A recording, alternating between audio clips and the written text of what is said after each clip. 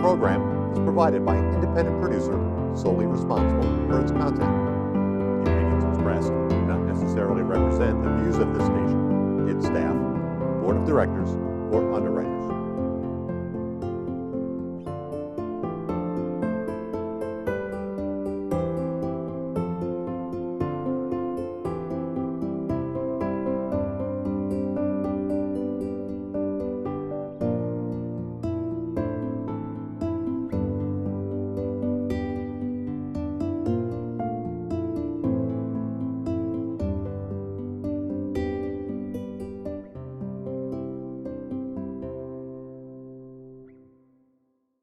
Hello, my name is Rafael Calderon. Welcome to another edition of our program, CHW is in Action. CHW stands for Community Health Workers in Action, because I'm always in action to try to bring health education to the community of Nashua. And I want to point out that the title of the show is CHWs in Action, and I'm just one person, because my hope is that eventually we'll have more CHWs working for the betterment of the health situation in the Nashua community. See, a CHW is like a bridge between the health system and the community. So my job is to educate the community about all the health options that people have, help people navigate throughout the health system, and also to do whatever needs to be done to get people to better health. So my job entails a lot of things, but mainly it's being a bridge between the community and Lamprey Healthcare, which is my employer. I work for Lamprey Healthcare, the Nashua Center, and our goal is to help the entire community of Nashua, all community members of Nashua, to be healthy, to lead a healthy lifestyle so they can live happy lives. And with that in mind, I like to interact, communicate, and connect with local leaders that are always helping the community in one way or another. And throughout my works, well, not my works, throughout my work while I do outreach within the community, I've met Mr. Tom Lopez. Tom Lopez is very much a community leader. He's involved in many, many things within the community of Nashua, and it is a privilege for me to have him in our show. Tom, how are you today? Good. Thank you for bringing me. Yeah, thank you for coming. Tell us about yourself and how you got involved in Nashua. Well, I've lived in Nashua since 2000. I came here to attend Rivier College at the time. It has since become a university. And after I finished my schooling, I had gotten so involved in different activities and events downtown, getting involved in Habitat for Humanity, working at the soup kitchen as a volunteer. I wanted to come back to this kind of environment. After I graduated, I moved back home to Concord. I did the whole boomerang thing that everyone in my generation seems to do. I tried working in the corporate sector over Fidelity, and it just wasn't me. I didn't have that sense of, these are my neighbors, these are the people that I know. So I decided, instead of commuting from Concord to Merrimack every day and having my work friends and then my home friends, I would move to Nashua. I would start working in the community, get involved, become part of it, and really invest myself in Nashua. Nashua is a very diverse place. It has a lot of different people in it. It has a lot of different options for transportation, for entertainment, for lifestyle. So that appealed to me, and I wanted to be part of strengthening that and encouraging it to continue growing. So I moved downtown. I've lived downtown ever since. I've been very active and involved in the nonprofit organizations, and just tried to be involved and as active and engaged member of the community as I can be. Excellent. I met you when I went to a meeting of the Cultural Connection at the City Hall. How many organizations are you involved with? Well, the Cultural Connections Committee is, if it was an organization, it would be the City of Nashua. So basically, it's a committee that was formed by Jim Donchis when he was mayor as the Ethnic Awareness Committee to deal with racial issues that were happening in the city. That was about 20 years ago. Since then, the situation in Nashua, the diversity has changed completely. The different communities that are involved have grown together, apart, in a lot of different ways. When I took over as chair, the Ethnic Awareness Committee no longer had exactly the same purpose. So one of the first things I worked on there was to try to help it find a purpose, what it was trying to do. So today we renamed it the Cultural Connections Committee to represent a more current understanding of how different cultures and different ethnicities should be reflected in the language that we used. The committee oversees the Gate City Initiative. We created a Youth Ambassadors Program. When it was founded, the Cultural Connections Committee actually, one of their subcommittees was called the Disproportionate Minority Contact Program. That program has grown so big and so successful that it's grown beyond the committee. So one of the first things that happened as I was chairing it was that committee recognized its own autonomy and became Nashua's DMC and New Hampshire's DMC. They were recognized by the state as a large enough minority population in New Hampshire that they were self-governing. The results that they have accomplished in a relatively short amount of time have been setting the bar for the rest of the country. Wow. So the disproportionate minority contact group, some of the outcomes that they can boast are New Hampshire has the most number of police officers trained in sensitivity training of the second largest population in the entire country. Nice. Considering how small New Hampshire is compared to larger states, that's very impressive. And Nashua is one of the most active and engaged police forces of that. So they've had a lot of positive interaction with the law enforcement community. But their primary goal is to address the question of why are so many minorities represented in the prison system? What's going on in the legal system, which is creating more contact and therefore more processing of legal issues?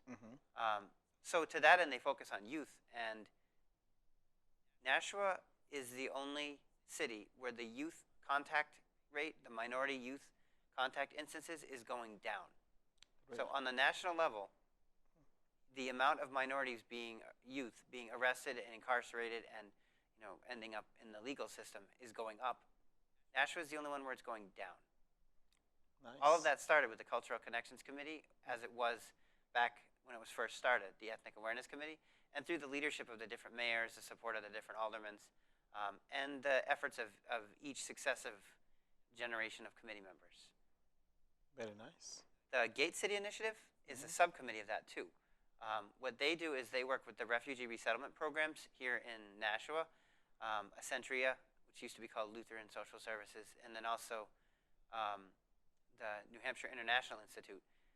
Refugees are referred to them from refugee camps across the world, and then they're responsible for settling them in a community. There aren't a lot of resources to support the resettlement programs, and there's really not a lot of advance notice. So both programs have to be very responsive and very dynamic to a difficult situation, which means the communities also have to be very supportive. So the Gate City Initiative is the effort led by the city of Nashua to make sure that when people come to Nashua, they have access to the resources they need to succeed and to thrive and become part of the community. Very nice. And then the last subcommittee of the Cultural Connections Committee is the Youth Ambassadors Program, which is very new. It's about 2 years old. We've had 2 classes so far. And the impetus for that was children in a hospital who speak English needing to translate for their adults and needing to be in the hospital during emergencies to translate to social workers or to translate to nurses and doctors instead of being in school, instead of being kids. So we wanted them to have an opportunity to have a childhood. What's the point of coming to the U.S. for a better life if you can't live the same life everybody around you has? But on the other hand, how are you supposed to turn your back on your family and the circumstances that they have? So we thought maybe a solution for that would be to take these leaders in the community, the youth who are in that position to help their families, and teach them how to connect their families to services. So what we do is we have the youth who participate in the program as leaders. We empower them. We talk about how to form positive self-identity, how to identify positive role models in the community. But we also give them a working knowledge of different systems within the community, the police department, the school district, the soup kitchen, the hospitals. We have these different agencies work with the kids. They come in and they'll do a tour and a presentation and meet. So that if the kids are running into trouble that their parents need them to help solve, they know how to say when they go to the hospital, I need somebody who can translate. I need the bilingual advocate. Or the same thing in the different programs. It gives them the tools to connect their parents to the services that they need so that they can go back to being kids. Excellent. So I know this, and it's evident that you have a lot of connections with the community. A lot of people come to you for different type of issues and stuff like that. My thing is about health. I want everybody to be healthy. So in the people that you come into contact with, have they approached you regarding any health issues, health inequality, or anything like that? Certainly. And just to back up a little bit, I also am the employment and education advocate for Nashua Soup Kitchen. That's my full-time job, and so that's what I do during the day, which means that I come across a lot of people who are in need, and I meet a lot of people in the community, not just the people who are needy, but also the people who are there trying to help the needy. One of the most important things to remember about the soup kitchen is there's a lot of people in need in Nashua, but there's a lot of people in Nashua who are trying to help the needy, that are helping strangers, donating whatever their excess is, donating their time, donating their services. The soup kitchen is run very, very primarily through volunteers and through community donations. Individuals who are having a birthday party who say, I'm going to collect a couple cans for this, and then we'll bring a basket down. Or someone who says, you know what, I'm just going to knit some scarves and donate it for people who are cold. We stand on top of a huge pyramid of people who are donating resources and supplies so that we can help the people who don't have anything or who are in need. So that's partly why I get the opportunity to meet so many people, is because all day I'm meeting people who are either giving or people who are in need. So I get a chance to be exposed to that large population. Nice. I'm also the Vice President of Positive Street Art. Our mission is to inspire a passion for urban arts, to build stronger communities. We provide educational workshops, artistic services, and community events. And then I also have volunteered for years for the Nashua Police Athletic League, and I participated in programming for the Boys and Girls Club as a volunteer instructor. And I also was in AmeriCorps Vista for the 21st Century Community Learning Center, which gave me an opportunity to work in a lot of the different schools in the after-school programs, meeting kids who are now adults, working with the families, seeing different sides of the community. Interesting. The most recent effort that I'm making is I declared my candidacy for Ward 4, Nice. was nominated by the 15 people that I needed within my ward, and I'm hoping to really bring Ward 4's members, their residents, the people who live there, back into engagement with the city. Because I think Ward 4 is the heart of Nashua. All of the transportation resources go right through it. The bike paths, the walking roads, the bus station, even the highways, all cross through Ward 4. It has the density of diversity.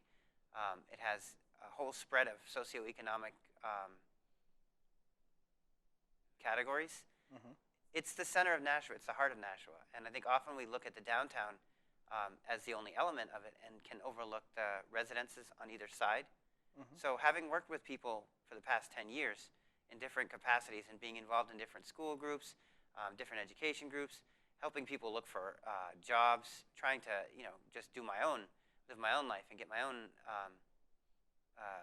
activities done, has given me that sense that this is a community that really deserves recognition. So that's why I'm running for Ward 4, to kind of bring that representation to City Hall and reaffirm that to the people that live in the ward, somebody is listening. Somebody will take your concerns to the city and will creatively try to find solutions for them. And then as far as the city, making sure that the city remembers what its heart is, where its priorities need to lie with regards to the center of downtown. Very nice.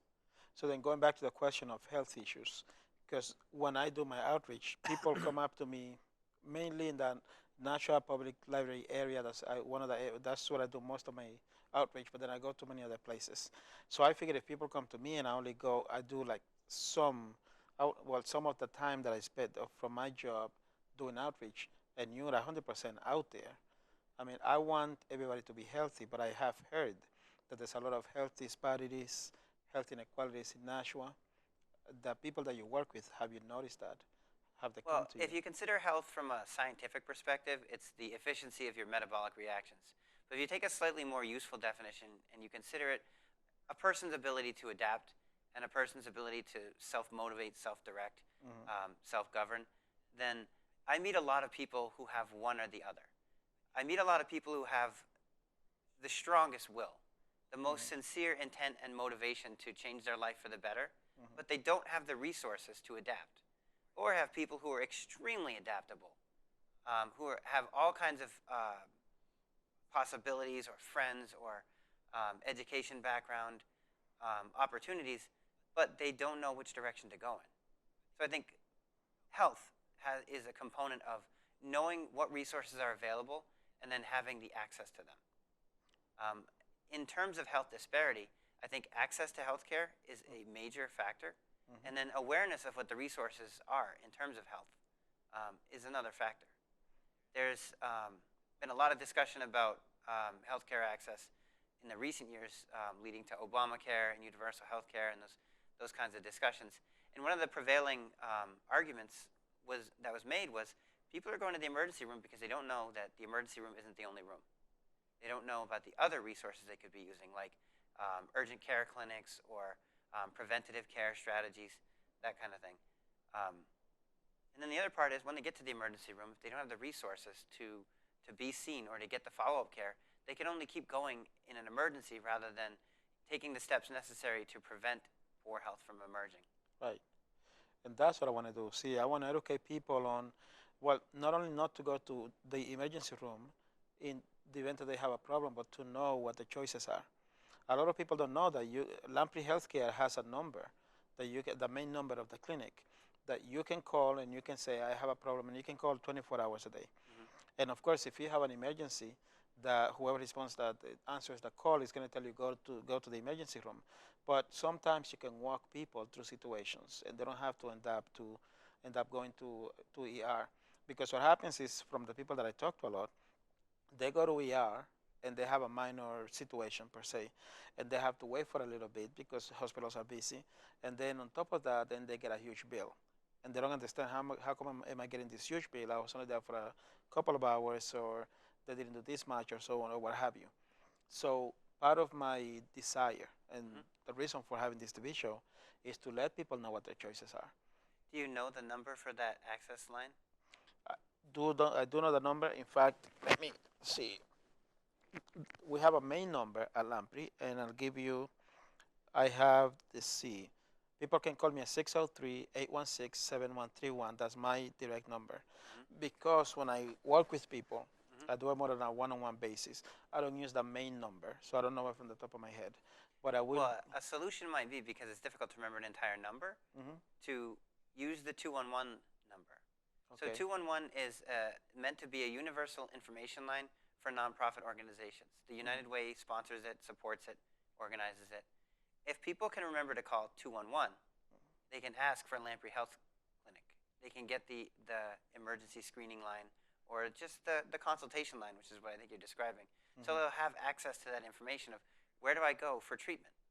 There's a number of health clinic options in the downtown area. And it may even be a little bit overwhelming to say, do I want to go to Harbor Care Clinic on 45 High Street? Do I want to go to Southern New Hampshire Medical Center? Do I want to go to St. Joseph's? Lamprey, what's the difference? What's Dartmouth Medical Center? Having too many choices can be just as difficult for making a decision as not having any. That's a good point.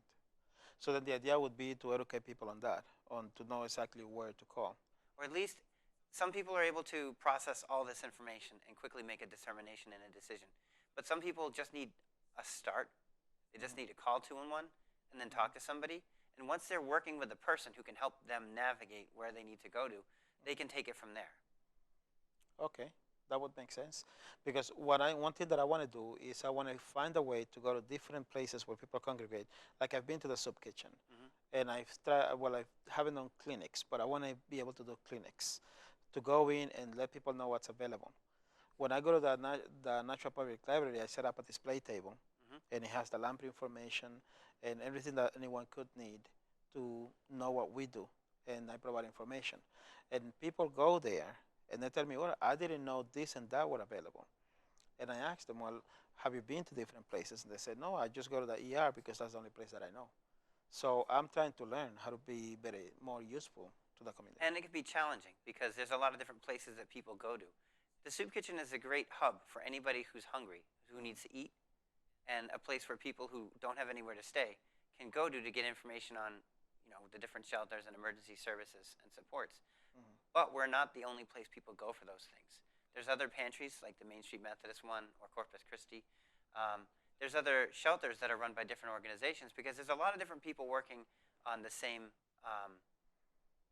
goals, trying to make Nashua a better place.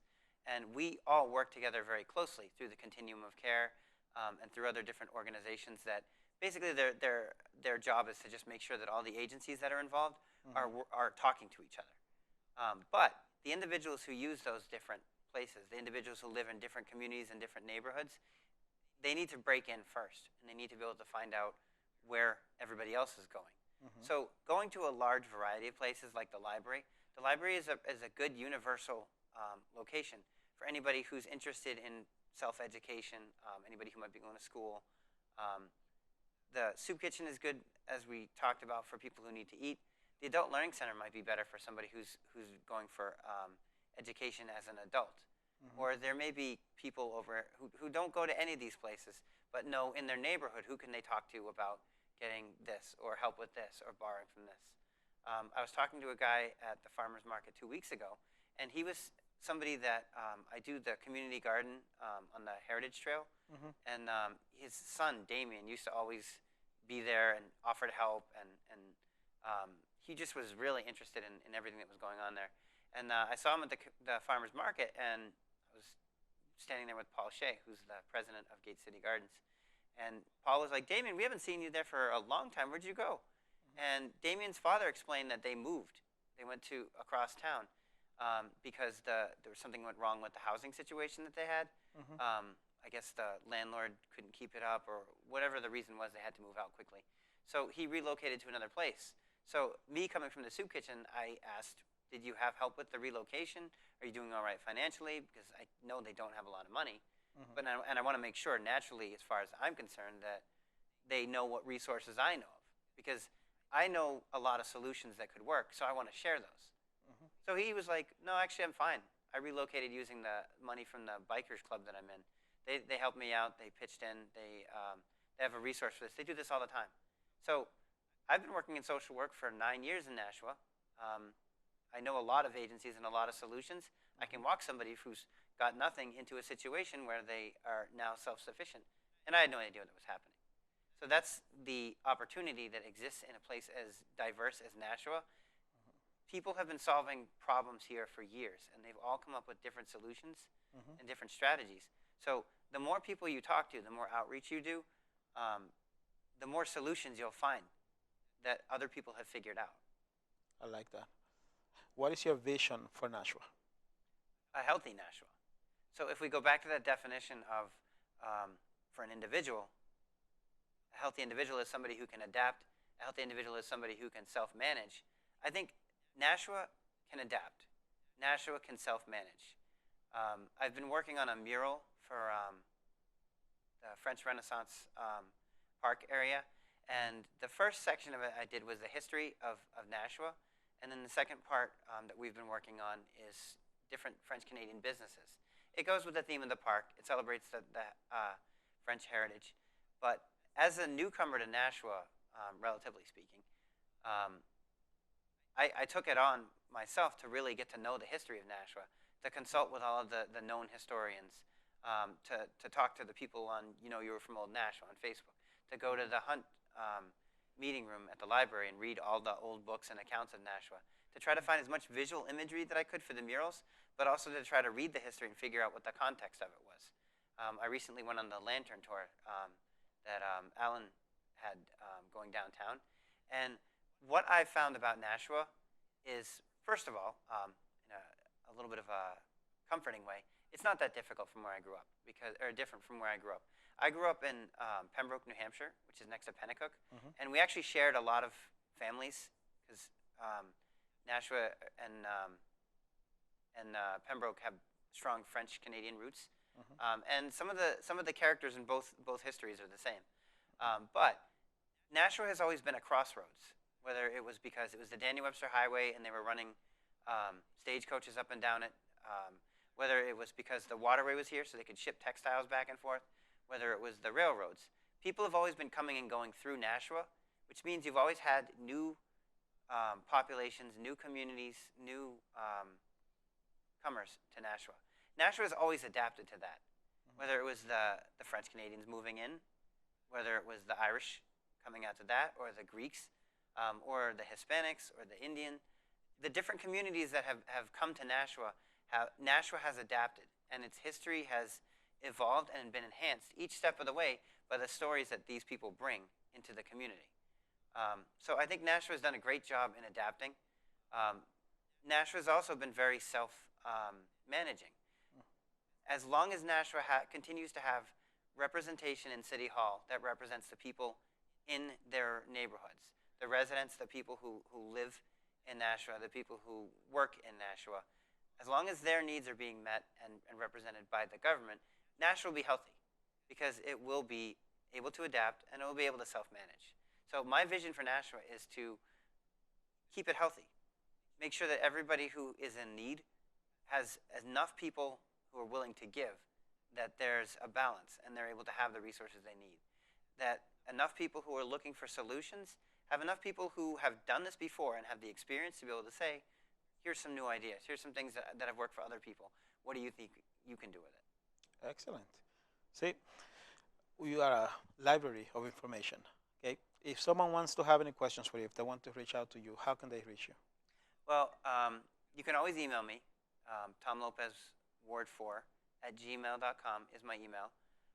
You can also check out the Cultural Connections Committee's Facebook page. And if you're really looking for me, you can probably find me walking around either on East or West Pearl Street or on the bike path, because I'm always going from one thing or the other. Excellent.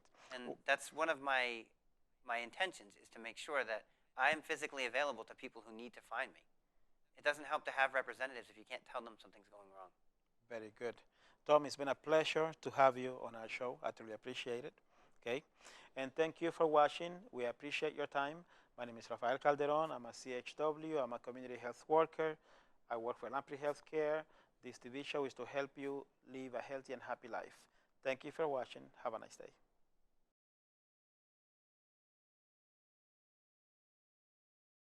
My name is Vasuki Nagaraj. I'm a family physician.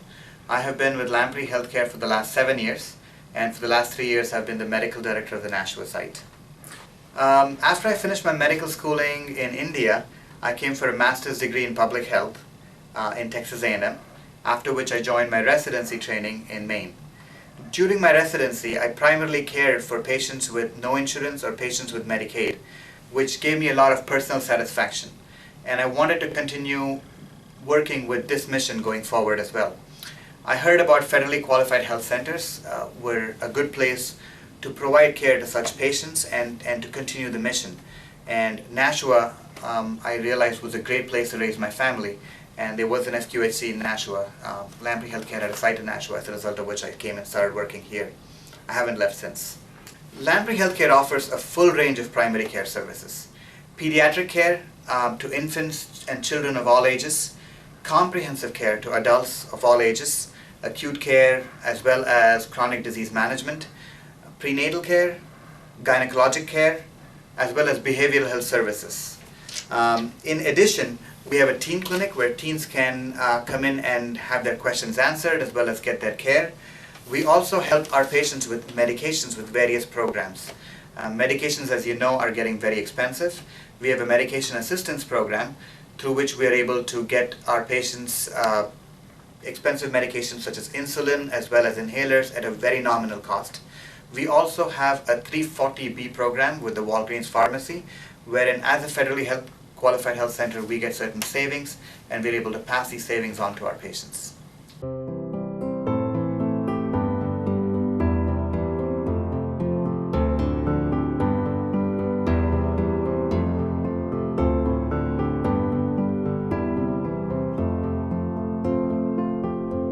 The following program was provided by an independent producer solely responsible for its content. The opinions expressed do not necessarily represent the views of this station, its staff, Board of Directors, or Underwriters.